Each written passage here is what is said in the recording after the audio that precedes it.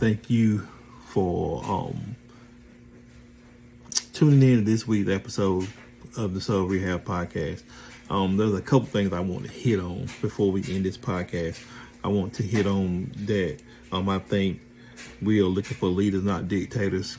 Dictators expect people to think like them. Leaders teach you how to think. I think that's a very important thing. I think that's something we missing in the leadership umbrella, is actually teaching people how to think, which gives them ability to think for themselves. We can't get mad with people when they always got questions when we don't teach them how to think. We always tell them what to do, not how to think about it. So I think we need to make sure we learn that as leaders. Something else as leaders, make sure you care about the people you lead. It's a lot easier to get what you need out of people when they truly know you care. It ain't just a word, it's an action for us. And if you act for people, that means do something, people will be a lot more than likely to follow you a lot easier. We love followers, but we hate doing the work that it takes to get people to cause them to follow us. We remember Jesus was a servant king. He served everybody around him. His expectation was to serve, to help the people. And that should be our expectation as leaders. Leaders sometimes can get this perspective that everything should be done for them. And that's simply not the case. The greatest leader in the history of the world was Jesus Christ. And he was a servant leader. That means he was not scared to get his hands dirty. He was not scared to help the people that he was called to. And so what do we do as leaders? We try to get out of everything we can as leaders. Look, be accountable. Learn to be a better leader. Sharpen your leadership skills. Learn how to care for people. Learn how to have compassion for people. And learn how to teach people without making them feel less than. Learn to put people in their proper places. I think that's a dangerous thing for leaders to do. Don't have expectations of people that you don't have of yourself. And don't expect people to perform at a level that you do. Expect people to be able to do what they can do and put them in a situation so they can win. You don't want to put them, if you put them in a situation they can fail and you do it consistently enough, they start to believe they are failures. And we don't want them to believe that they're failures. We want them to know that they can succeed and they can be great people in their own perspective. Not in the way I do it, not in the way she do it, not in the way he do it, but in the way they do it themselves. So I'm glad this podcast on leadership is over, because it really makes me think as a leader, how do I check myself and what am I doing as a person that tend to be put in leadership positions. So it's a lot for me to think about. So I hope it's something that you lead, no matter on what level you lead. Lead your family, lead at your job, lead yourself, which is the most important thing. You should always be willing to listen to leadership, because being a leader is different. And it is many, many parts to a very one thing that we never learn as a leader is everything. Take that note home with you. And with nothing else left to say, let's get ready. Let's get set. Let's go. Remember this, quite frankly. There was a field day I wanted to go to for one of my sons, my oldest son. He had a field day. So I set a doctor's appointment so I could go to that field day. Mm-hmm. I gave the principal what he wanted, right. But I was still able. But sometimes we have a lack of empathy for our employees, our staff, our congregation. And it's just, again, being an example, being the model. If something happens to you, you want folks to cater around you or gather around you. And sometimes I think when we look at people as a whole person and not just as a asset to the team, can they bring to the team, I feel like you get better results when you see that person, when you value that person. One thing another thing I have is, as a leader, you have to be able to listen. Yes. Say like what I do, it's a constant turnover. First of all, you need to be looking at why you constantly got turnover of your staff. Mm-hmm. You've got your staff telling you why there's turnover, why you're not making the money you could be making, or why you can't keep. Listen to what they're telling you and then address it. Right. Like, don't keep piling this stuff under the rug. It's like,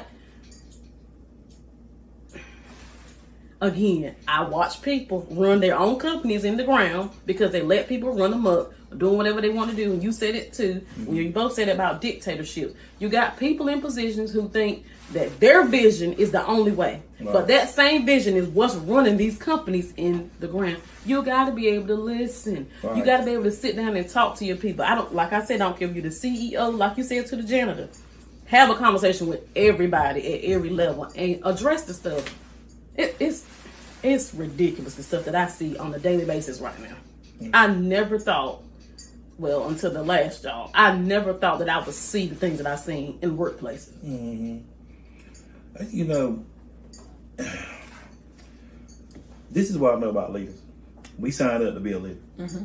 And everybody's leadership style is a little bit different. I think leaders, and some people might need to kick it behind, but I think leaders who show they care about their people, I think that people are more willing to follow them. Oh, Absolutely. yes. And I think a willing follow is much better than a tyrant's hollow. Exactly. Because you can use fear, but fear only lasts so long. Either they're gonna get tired of it and they're gonna leave. That's and right. How many jobs have you seen good people leave because they won't treat it right? A lot. You see it And all the Amanisha time. is one of the people that will leave. You know. You're not going to just treat me, you got to It's even from the church, from volunteer organizations. It's like we don't value people. We value what they bring. Right. And until you start valuing, the problem is that's why gangs are so prevalent in this area now. Because what they do, they accept. Come on, we accept you just as you are, and we're going to provide a foundation that you can't get nowhere else. Because everybody else want to judge you, and I just want to love on you. And so they guess what them boys do? They do anything they tell them. It's simple. A gang is smarter than what we are. And we get on them, but kids go to them and they do crazy stuff because they found a place that will accept them for who they are and love them where they at. And that is the problem. And to me, the reason why you have lacking volunteers, you don't show people you love them. The reason why churches don't have people, you don't show people you love them. You're more worried about what they bring, tithes, what they bring, numbers, instead of the people. And so I think we're in a season that God is like really tired of this. So he letting all these systems that we got operating fail. Because in these systems we had created no love for the people that we have doing the stuff that we have them doing. You know, and a leader must environments is leader jobs to me. I said the environment. When I'm at my job, them guys feel comfortable talking to me about anything. One, because I never truly, even though I never truly separated myself all the way from them. And I kind of had a hands-on leadership. But we were short. I'm going to get in there.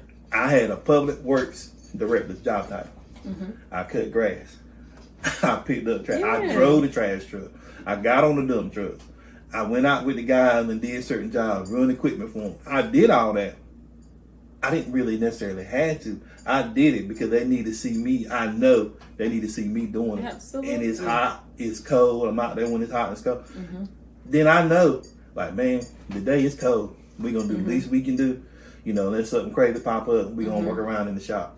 Because I showed that I identified with what they had to go through. And a lot of times as leaders, the only thing we want to do is do what we want done. And you have to keep in mind your people. You have to keep them encouraged. And sometimes keeping them encouraged is giving them a day off. Like, look, man, I need some time off. Take it. You know, I never really argued with I told him, I said, look, you can take time off. I don't really care. I'm not one of them people who don't think you need to take time off. I didn't take time off, and that's something else I don't expect you out of other people. That's a big thing. Just because I'm a leader and I wouldn't do something, don't mean I can expect the people around me not to do the same thing. I'm a leader. I'm called to more. You know what I mean? So I have to accept that responsibility. Leaders have to have big shoulders because they carry a lot. And if you don't want to carry a lot, don't become a leader. And everybody's not meant to be a head of something. They got lowercase leaders, they got supervisors, they got department heads, and some people that's where you flourish at. The leader need to see that, and the person that you lead need to know that about themselves. And so you just don't want to get to the point in leadership that the people, and because leaders have to make decisions that the team don't always agree with sometimes. Right. For the betterment. Right. But they more willing to accept it when they build trust in you. Like, I might not like that, but I trust you and I'm gonna roll with it. And then something else about leaders, you said earlier about leaders allow the people to make mistakes because the leader is gonna make mistakes. Exactly. And when the leader make mistakes, the people that's under him, like, you know what? I knew he shouldn't have done that, but you know, he made the decision, we rock with it. I accept it, and we're gonna move. We're gonna pick up the pieces and move forward because he allowed a space in place for you not to be perfect. And I think that's the biggest problem with leadership is expecting people to be perfect. And going back to that, what you said, when that leader takes the bullets, he's showing accountability, and when everybody else sees that, they begin to pick up the traits of that leader. Right. So when they make a mistake, they own up to it. Hey, Tyrone, I did this such and such. Because they know that you ain't gonna give them the wrath. You know, look, I'm sorry. And they'll even begin to develop a plan. I did this, and I should have did this. Next time I'll do it this way. And they already are starting to think with a plan how to correct their mistake. So you have that self-correction coming because they know they have a safe area or a safe place to be to create mistakes. And I was just thinking about that, how Jesus identified with the people. He was amongst the people. He was a great leader, but he was involved with the people. He listened to he saw their needs, and not only did he see their needs, but he ministered to their needs. He spoke to their needs, you know. And going back to this, I always say this, and which everybody knows, I hate leadership. I always tend to run, and I think one time you said just accept the fact. I was like, whatever. Just accept the fact. But I'm like the Jonah when it comes down to leadership, because I don't be trying to do it. But that's just I don't like leadership. That's the sign of a good leader, though. Because you always carry the weight. And for me, because I'm an overthinker, I'm always thinking, how can I improve this? Or what should I do? And, you know, that kind of thing. But I was thinking, you know, for a leader gets their hands dirty. Like you were saying, you weren't above cutting grass just because you had that certain title. Okay? Just because you the pastor, you ain't above washing that toilet. You know, because guess what? You got to use that toilet too, and we want it to be clean. You know, so you're not above, you know, like, I'll give you an example. All right, just because you're a leader, you see something on the floor, why walk past it? Right. You know, pick it up. All right, so your workers see that you don't walk past this trash. What you think they gonna do? They gonna walk past the trash. You know, so again, setting an example, getting your hands dirty, not just because I'm at this certain level or this, I make more money than you, so I don't have to do this. Oh no, baby, we all in this thing together. So we're all gonna get dirty if we need, like you said. Come out the office if you see me struggling. Okay, look. For y'all little kids, I better not be struggling in this hall with 1,000 kids and you sitting up in this office and there's a fight. If I call for help, you better come assist me. You know what I'm saying? So it gives me that support. It gives me that feedback that I could trust you as a leader, that you have my back. And guess what? I'm going to perform better for you if you got my back. Absolutely. That's good. Lisa, you got something you want to add? Because I got somewhere I want to go. No, you don't. You're good. Okay. And you going to close it up after you add yours. So, first thing I want to go back to the Jesus part, which you were talking about. If you notice, Jesus was known as a servant king. Yes. And I call the Bible my instruction manual. And so when I look at good leaders, I look at what they've done. Like, there's a lot of good leaders in the Bible. But Jesus was the best leader. And he led with his servanthood first. He served people that should have been, he was the King of Kings. He should have been getting served, but he didn't. He came here to serve everybody. That's what he did. And so, to me, the Lord, you can bring yourself as a leader, the higher the people will esteem you. People would listen. I'm telling you, my guys would do anything for me, but I always treat, even when they made me mad, and it was something I knew they knew better than doing, which is another question I'm gonna go to. I didn't never go off the hook on them. I would sit them down in the office, we'd just talk, and I would call them in the office and we'll talk. You know, in general, in the morning when we got to work, I was sitting in there talking with all my guys. I didn't separate myself and go in my office. I talked with my guys so they got to know me. And you know, sometimes honestly, sometimes that can be, it can be a bad thing because they get really comfortable with you. But the thing that I have noticed is that they would always rock with me. You know, because they knew I cared more about them than the work that they had to do. But I think the problem with leaders is we lose our servanthood. Yes. You know, we we have expectations of people to serve, and we don't do nothing in return. Or what we doing, we think makes us better than them. You know, I did all this, and you ain't done nothing. You can't have that attitude. That's right. You know what I'm saying? It's like you're a leader. There's some stuff that is expected of you. Shut up and just do it. I mean, the Lord has told me that. Like, you're a leader. Regardless of what you want to run from, you're a leader. How you know you're a leader? When you get in something, sooner or later, somebody's going to put you in leading something and you ain't even asked for it. And you ain't even done nothing. You felt like that you deserve it, but they see it. You know what I'm saying? So that's how you start to know that you a leader. It ain't, you know, it ain't like I say, you're such a great leader. No, it's that you get in organizations or you get in things, volunteering, and people see how you work, see how consistent you are, and they're like, that's a leader. And they're going to find something else for you to do. And you don't have to announce it. You don't have to proclaim it. Because to me, I'm learning that anything you have to proclaim, It's fake. yeah. I mean, you hear people, I'm humble.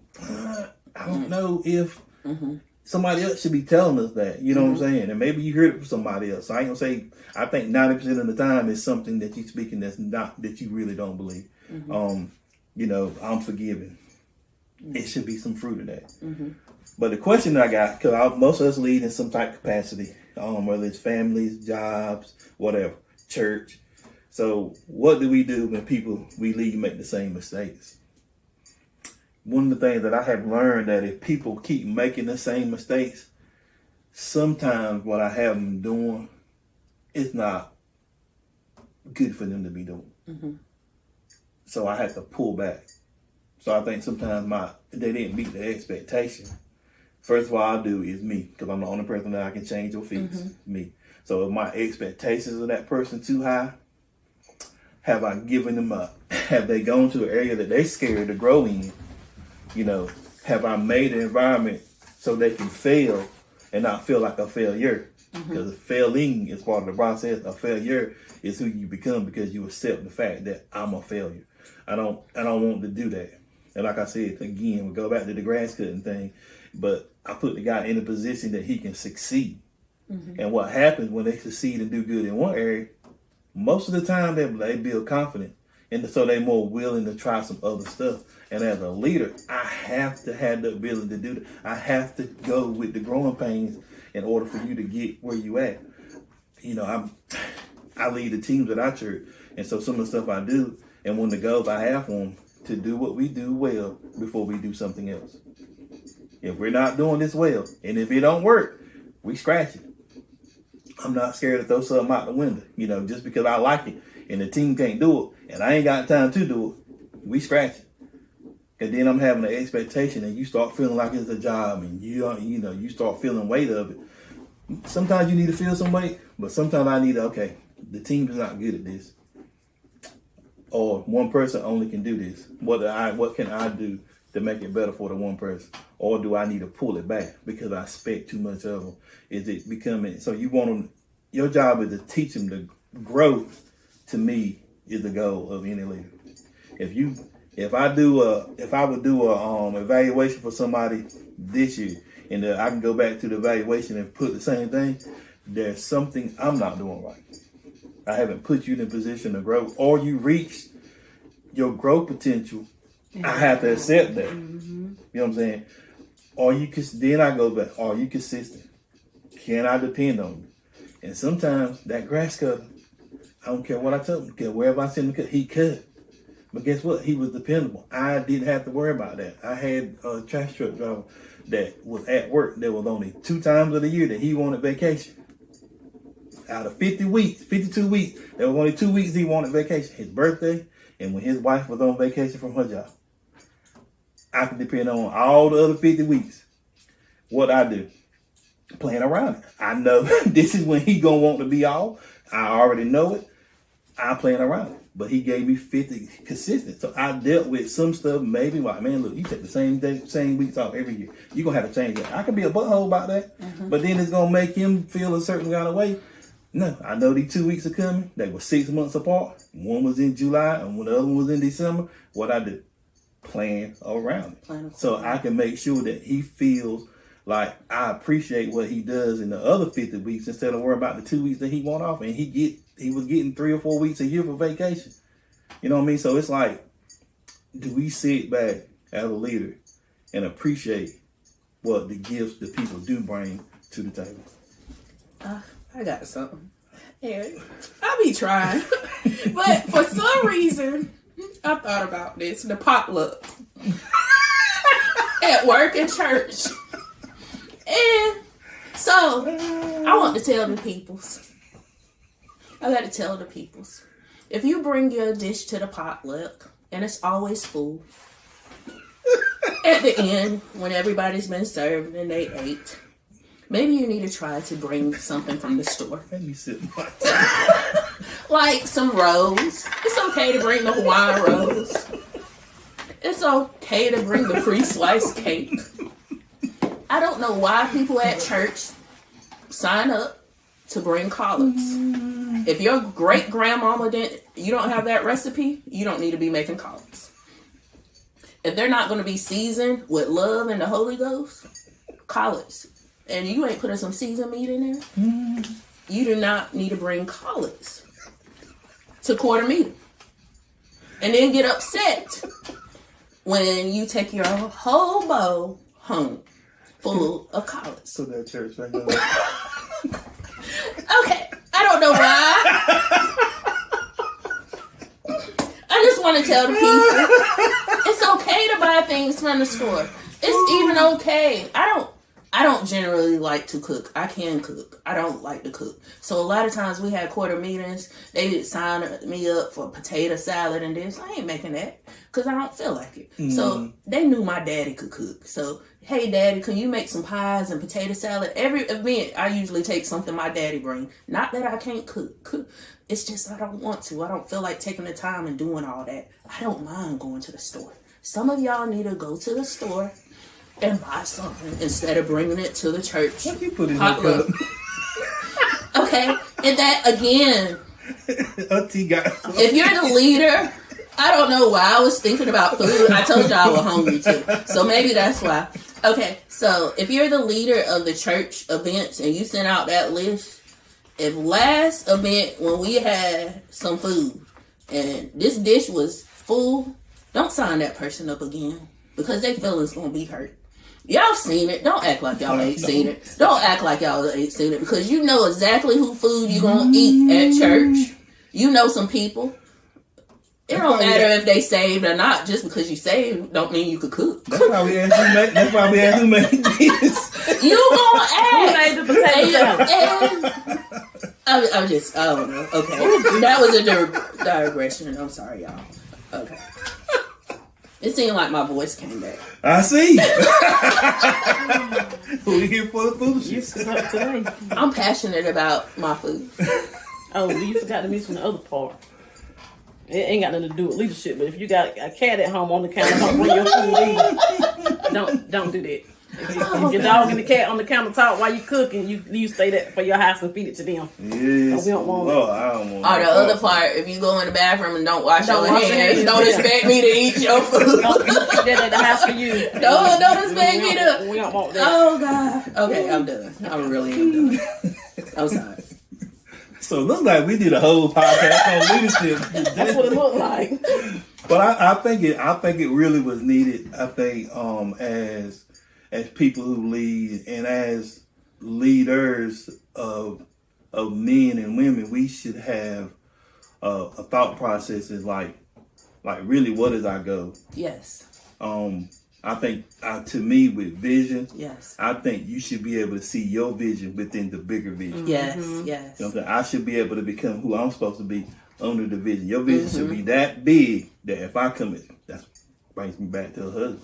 A husband vision must be big enough so his wife can come underneath and find her vision in yours. You know what I'm saying? So I think that's the two in becoming one. And I think that's a big thing. I think and I don't know why I'm here, but I'm gonna say that. But I think with a woman, if you as a man, if you're asking them to submit, they need to be able to see themselves under the mission. That's what submission is, under the mission. So they should be able to see themselves in the vision that you have, so they don't feel like they're limited to who they can become. And I think when you hear submission, most women hear, I can only do what he tells me to do. And that is not the case. A wise king, because that's what you should have. You should have a wise king. A wise king uses what's on his team to the best of his ability. If you got to argue about, if you know she's better, that's one of my things. You know she's better with money than you are, bruh. If you can't trust her with your money, then you marrying the wrong woman. Amen. If she's better at it than you, you're going to need to let her do that. Why would you add stress to yourself trying to do something because of other men around you? And that's something else we have to do. We have to get out of the idea of what a wife or a husband should be based on what other people are telling you. If you learn you in your single season, you know who you are. You know the kind of husband or wife you need. It's just that simple.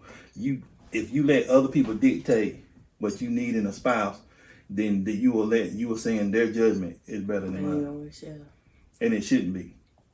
I think as a leader, as a man, I feel like I take a lot of responsibility. And I feel like I have to have big shoulders because it's going to fall back on me regardless if it falls. And so I think with women realizing that and they know they can trust them, I think submission comes from trust. In any area that you don't want to submit in, and that's, oh God, thank you. That's even with God. Any area we don't want to submit to him in is an area we don't trust him in. Yes. And then so until we grow into the ability to trust, like I get on this a lot, but it's amazing me how many women will trust men with their bodies, but won't trust them with their soul. They won't tell them. You know, I want my wife to be able to talk to me about the things she's experienced. I want her to feel safe enough with me that she can talk to me about this thing. Because this is the thing. If the only thing I have is her body, then there's going to be a point that we're going to separate. Because she's going to have her best friend. Her best friend going to know way more about her than you do. I want to be my wife's best friend. They're going to be areas that, even with me as a man, you know, that I should be able to talk to you about something. And if I talk to you about something and it make you look at me less than a man, then I chose wrong. If I can't express to you the things that I've been through as a man, and I feel like any man that's not in tune with his emotions is a bad husband. Remember, I said in tune, not led by. Men shouldn't be led by their emotions. We should be in tune, because if we're never in tune with our emotions, we can't never understand what you're going through. Let's say you experience, let's say somebody lost, a woman lost somebody very important in their lives, and they start acting different. If I'm not in tune with my emotions, I'm not going to know how to handle that. You know, because sometimes they get angry. I know people who are super mad and had a super big chip on their shoulders for a while. And it's like, you know, I don't know how to deal with this because I ain't never had to deal with that. You know what I'm saying? I've never really learned, like, I don't understand the anger from this. You know, if you ain't never experienced the loss of somebody, I don't understand the anger. I don't understand the hurt and why you taking it out on me. You know what I mean? It's like, if I don't take the time to understand it and let you deal with it, process it some, and then we need to sit down and we need to have a conversation about it. But if I'm scared of my feelings, I ain't want to talk to you. I'm like, do you, baby? You know, but I can't be like that because I'm the man. I should be leading in some of these areas. And so as men, we have to be in tune. To be a good leader, you have to be in tune with your emotions. Just can't be led by them. Can I say Go something ahead. on that? You brought up a good point about somebody dying or something, and I was just thinking for myself. Usually, I'm good when it comes down to finances, but usually when somebody close to me dies, I spend crazily. Mm-hmm. So if I'm married, I need my husband to be like, hey, let me hold on to your credit cards. Right. Because I just spend unnecessarily. And when I say unnecessarily, I'm talking about thousands. I ain't talking about like $10. Right. And then I'm like, when I see these packages, I'm like, why I order all this stuff? And I didn't even need it. Right. But it's just something that I've learned when my mother died, when my uncles have died, when my aunt has died, sister. I just spend unnecessarily. And It's retail therapy. And it No is doubt. retail therapy, but it's unnecessary. And But you said something that was good about that. A good leader, and you also communicated. But Yes. when you operate outside of your normal, we have to see something yeah, wrong. yeah, or just be like, if he called it, I can't get mad and be like, hey, babe, you doing too much. Let me hold on to that card, or we need to cut this, or that would be something that I would share. Look, hey, we trying to accomplish some goals. We don't need to be doing this and this and that. But that I thought about that, and I've become more self-aware with that. And that's stuff that you have to be able to share. And I was also thinking that with a lot of times men, they don't communicate well. Right. And they may have a vision. They automatically expect the woman to understand the vision, but they ain't explain the vision. Right. And I think sometimes that's a lack. It's because there's no communication. If you have a vision for our marriage or our family or what we're going to do, or you have some goals, you can't just expect the woman to know without communicating and jump on board. She's going to support you more likely. You know something? I don't want to cut you off. Matter of fact, we need to stop and just come back and do this. but honestly, it made me think about stuff. The one thing that men hate that women do that I think is very good, women ask questions. And I think when that man ain't communicating that vision clear, you start drilling this joke. You start asking questions. Because we lost and we need to. And it's not that we won't follow you. We got to have the direction. Like going back to that They shit. to see, We got to see. I got to have that vision in my head. And like you said, where do I fit in? When you don't share the vision, we feel abandoned. Right. We feel rejected. Absolutely. So it's so much. But yeah, That's heavy. That's good though. I'm telling you, we could come back to this. Yeah, that hit me. Is like, most men hate women want to ask questions, but what question does, it make this joker think. Like, bruh, okay, you said that you was gonna be This in king, 5 years. you were gonna be the king of the world. Uh-huh. So how do we get there? Okay, so what makes you think you're gonna be king? Who told you that? How did you come to this conclusion? What do we need to do? Yes. But it makes the man think, and that's why I think, and this is just my belief, because they are some great men that are single. I think a great man needs a great woman. Yes, and that's why they say behind every great man, there's a great woman. Yeah.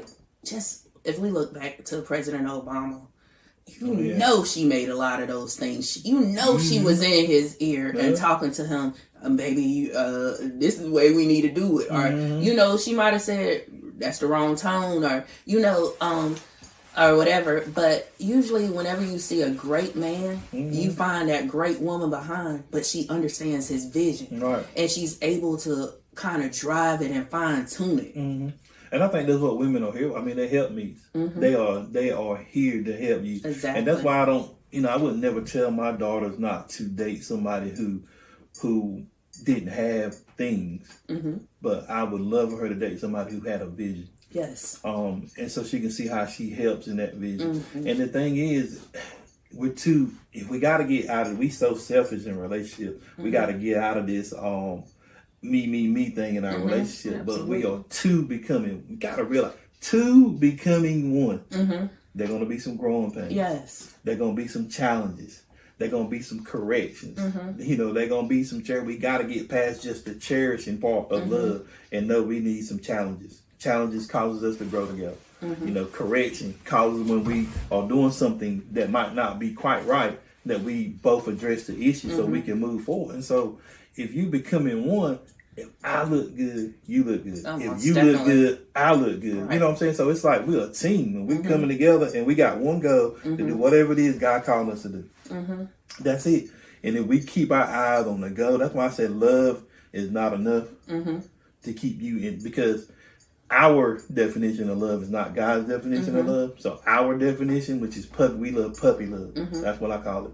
High school, we get butterflies every time we see each other. And I'm not saying you don't get that and you don't have that, but that should not be the driving point of your relationship. Because what happens is, if I get off course, go, okay, Tyrone, you was wrong. You handled that in the wrong way.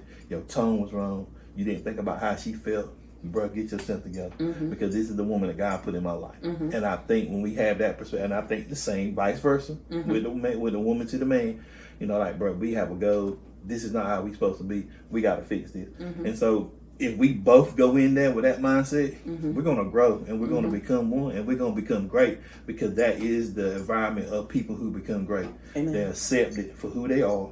They're accepted for what they do.